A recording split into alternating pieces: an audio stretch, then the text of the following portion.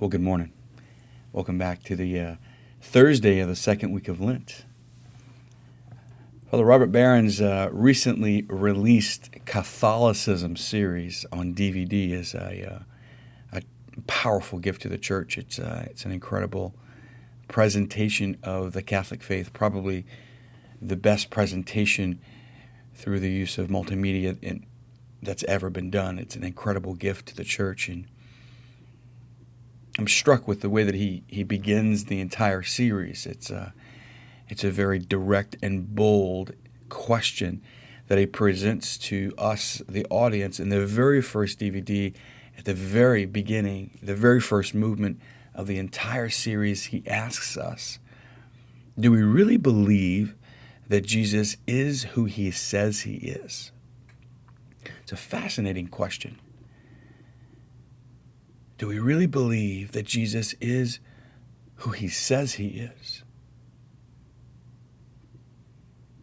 And he reminds us in the DVD that no other religious leader intentionally draws attention to himself.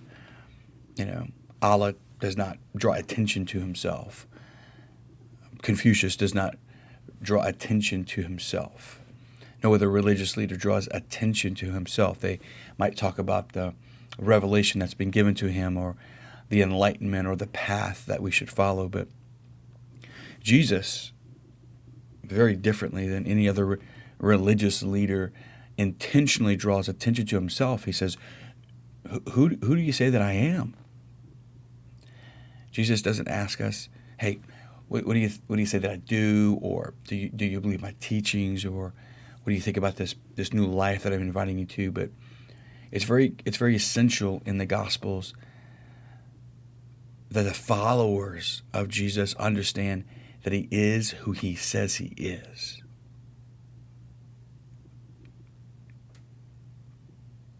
Question for us.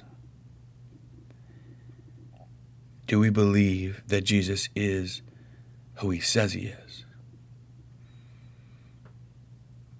Now, if I might appeal to your heart today, and in the honesty of your heart of hearts, in the deepest recesses of your soul, I ask us today, do we really believe that Jesus Christ is who he says he is? In the day-to-day circumstances, in our choices, decisions, the way that we look at the world, the way we consider ourselves, what drives our lives, do we believe Jesus is who he says he is? The gospel today comes from Luke chapter 16, this story of the rich man who dressed in purple garments and fine linen and dined sumptuously each day. He has Lazarus, the poor man Lazarus, who's covered with sores, eating at his doorstep, and he passes him by every day. Doesn't even notice him.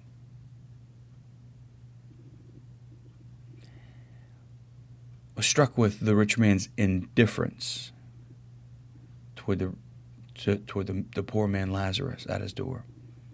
It's not that he rejected him. It's not that, he thought he was an eyesore. The rich man was just indifferent. Indifferent. His heart, the rich man's heart, had atrophied so much. He was just indifferent.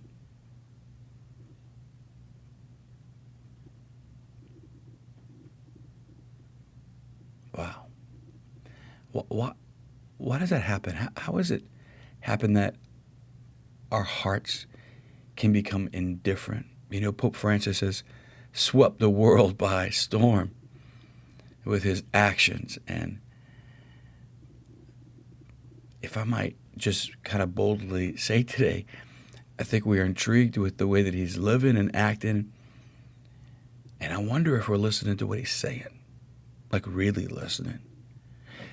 Like really, like let's get over our fascination with Pope Francis and our romantic, like, oh, we love this guy. Like, are we listening to what he's saying?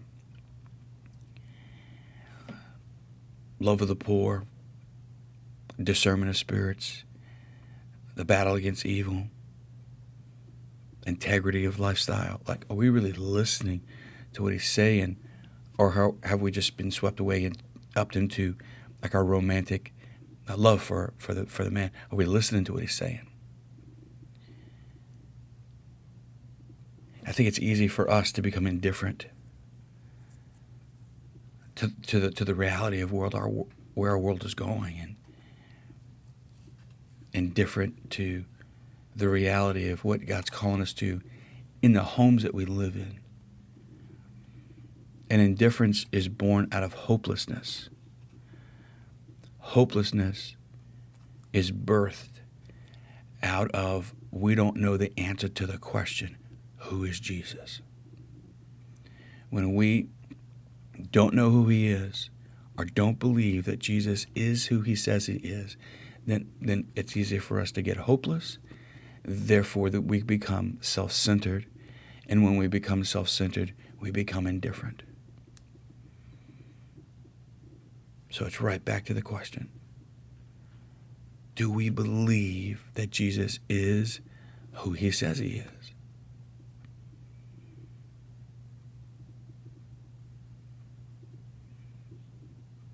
See, it's right about this time, the second week of Lent, that Lent starts to get a little difficult with our penances or keeping the spiritual journey going. Third week of Lent kind of turns into the fourth week of Lent, and then we're a little distracted as we march into Holy Week and lose sight of what the man Jesus is doing there in Jerusalem.